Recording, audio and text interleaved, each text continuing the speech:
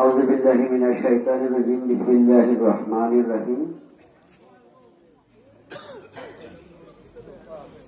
যাদবপুর উত্তরপাড়া আহলে হাদিস জামে মসজিদের উন্নয়ন কল্পে আজকের এই ওয়াজ মাহফিলের সম্মানিত সভাপতি, সম্মানিত প্রধান অতিথি জনাব ফরিদ হোসেন ভাই, সাধারণ সম্পাদক যাদবপুর ইউনিয়ন বিএনপি, আমাদের সম্মানিত প্রধান বক্তা, দ্বিতীয় বক্তা সহ আমার সামনে আমার গ্রামেরই, যেহেতু আমার বাড়ি বেলবাড়ি আর এটা যাদবপুর একই গ্রাম মনে করি, আমার গ্রামের মুরিব্বিয়ান, পর্দার মা বোনেরা এবং সামনে আমার স্যার আছে মোশারফ স্যার সহ সকলকে আমি আমার গণ অধিকার পরিষদের পক্ষ থেকে আন্তরিক সালাম, আসসালামু আলাইকুম।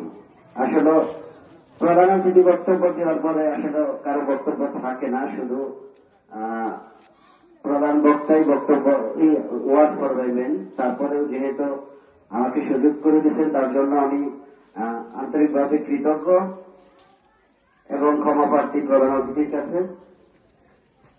আমি আসলে টাঙ্গাইল থাকি, এখন টাঙ্গাইল থেকে আমি আসতামই না, শুধু আমার বন্ধু সাজ্জাদ বারবার ফোন দিচ্ছে যে দোস্ত আসতেই হবে। যাই হোক, ধন্যবাদ আবারও জানাই আমি সাজ্জাদকে আমাকে এখানে একটা সম্মানিত জায়গায় রাখার জন্য। আর আপনারা জানেন আমি একটি দলের সাথে সম্পৃক্ত, বাংলাদেশ গণ অধিকার পরিষদ। যদিও দলটি নতুন, সেই দলের একজন নেতা আছে, আপনারা হয়তো চিনেন, বিপি নুরুল হক নূর।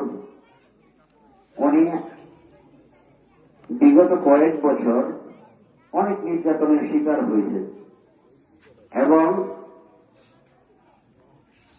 যত নির্যাতনের শিকারই হয়েছে না কেন উনি কোনো কারো কাছে মাথা নত করে নাই। বাংলাদেশের মানুষের জন্য, বাংলাদেশের মানুষের ভালোর জন্য সবসময় কথা বলে গেছেন। ওয়াজ মাহফিল আসলে রাজনৈতিক বক্তব্য চলে না, আমি রাজনৈতিক বক্তব্য দিবও না, শুধু ওনার জন্য দোয়া চাই, নুরুল হক নূর ভাইয়ের জন্য দোয়া চাই, আর বাংলাদেশের সকল মানুষের জন্য দোয়া চাই।